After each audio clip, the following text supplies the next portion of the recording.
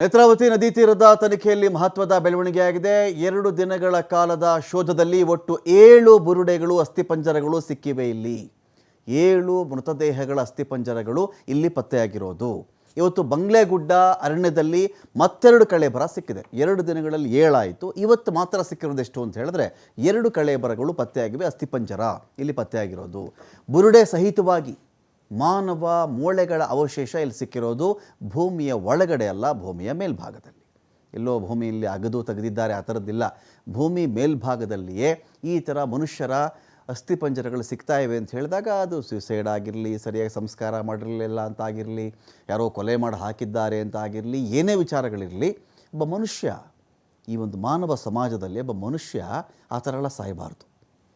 ಅವನು ಆತ್ಮಹತ್ಯೆ ಮಾಡಿಕೊಂಡಿದ್ದರೂ ಅವನಿಗೆ ಒಂದು ಗೌರವಯುತ ಸಂಸ್ಕಾರದ ಅವಶ್ಯಕತೆ ಇದ್ದೇ ಇರುತ್ತೆ. ಈ ಭೂಮಿಯ ಮೇಲೆ ಬದುಕಿರ್ತಕ್ಕಂಥ ಜನ ಅವನ ಮೃತದೇಹವನ್ನು ಬೀಳ್ಕೊಡ್ತಕ್ಕಂಥ ವಿಧಾನ ಅದಾಗಿರಬಾರ್ದು. ನಾಗರಿಕ ಸಮಾಜದ ನಡುವೆ ಪ್ರಾಣಿಗಳ ಲೋಕದಲ್ಲಿ ಇಲ್ವಲ್ಲ, ಕಾಡು ಪ್ರಾಣಿಗಳಲ್ವಲ್ಲ, ಏನೋ ಎಲ್ಲೋ ಸತ್ತೋಯಿತು, ಯಾವುದೋ ಪ್ರಾಣಿ ತಿಂದುಬಿಡ್ತು, ಅದನ್ನು ಎಲ್ಲೋ ಮೊಳೆಗಳು ಚೆಲ್ಲಾಪಿಲ್ಲಿಯಾಗಿ ಬಿದ್ದಿದ್ವು ಅಲ್ವಲ್ಲ.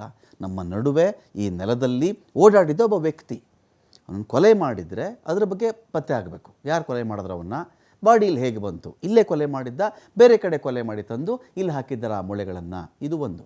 ಅಕಸ್ಮಾತ್ ಅವನು ಸೂಸೈಡ್ ಮಾಡ್ಕೊಂಡಿದ್ದ, ಯಾರವನು, ಇಲ್ಲಿ ಬಂದು ಸೂಸೈಡ್ ಮಾಡ್ಕೊಂಡಿದ್ದು ಯಾವಾಗ, ಸೂಸೈಡ್ ಬೇರೆ ಕಡೆ ಏನಾದರೂ ಆಗಿದ್ದು ಅದರ ಮೊಳೆ ತಂದು ಇಲ್ಲಿ ಹಾಕಿದ್ದಾರಾ, ಇಲ್ಲೇ ಅವನು ಆತ್ಮಹತ್ಯೆ ಮಾಡ್ಕೊಂಡ, ಇವನು ಯಾವಾಗ ಆತ್ಮಹತ್ಯೆ ಮಾಡ್ಕೊಂಡಿದ್ದ ಇವನು, ಅದು ಗೊತ್ತಾಗಬೇಕು. ಇನ್ಯಾವುದೋ ಗುಂಡಿನ ಎಲ್ಲೋ ಅಗದಿದ್ದಾರೆ, ಆ ಮೂಳೆಗಳು ತಂದು ಇಲ್ಲಿ ಬಿಸಾಕ್ಬಿಟ್ಟಿದ್ದಾರೆ. ಯಾವುದೋ UDR ಕೇಸಂದು, ಯಾವುದೋ ಸ್ಮಶಾನದ್ದು ಮೂಳೆ ತಂದು ಇಲ್ಲಿ ಬಿಸಾಕಿದ್ದಾರೆ ಅಂತ ಆದಾಗ ಆ ಮೂಳೆ ತಂದು ಅಕಸ್ಮಾತ್ ಯಾರಾದರೂ ಬಿಸಾಕಿದರೆ ಅದನ್ನು ಪತ್ತೆ ಹಚ್ಚಿ ಅದು ಅಕ್ರಮ ಆಗುತ್ತೆ.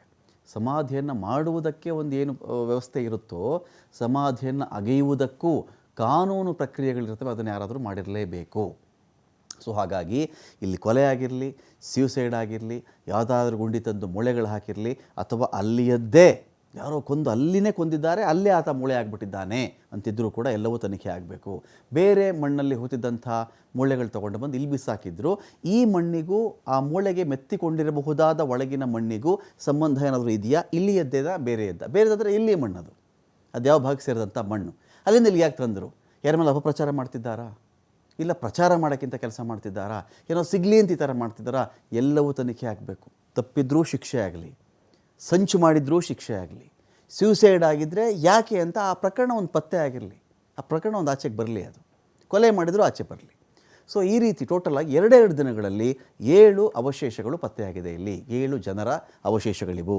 ಚೆದುರಿದಂಥ ಸ್ಥಿತಿಯಲ್ಲಿ ಅವಶೇಷಗಳಿದ್ದವು. ಮೂಳೆಗಳನ್ನು ಫಾರೆನ್ಸಿಕ್ ತಜ್ಞರು ಪರಿಶೀಲನೆ ಮಾಡ್ತಾ ಇದ್ದಾರೆ. ಅವಶೇಷ ಇದ್ದಂಥ ಜಾಗದ ಮಣ್ಣಿನ ಸ್ಯಾಂಪಲನ್ನು ಕೂಡ ಸೋಕೋ ಟೀಮ್ ಪಡ್ಕೊಂಡಿದೆ.